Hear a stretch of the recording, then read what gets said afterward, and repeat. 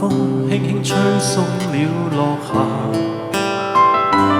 我已習慣每個傍晚去想他，在遠方的他此刻可知道，這段情在我心始終記掛。在這半生那天，我知快將要別離，沒說話。望向他，卻聽到他說不要相約，縱使分隔相愛不會害怕。遙遙萬里，心聲有否偏差？正是讓這愛試出真與假。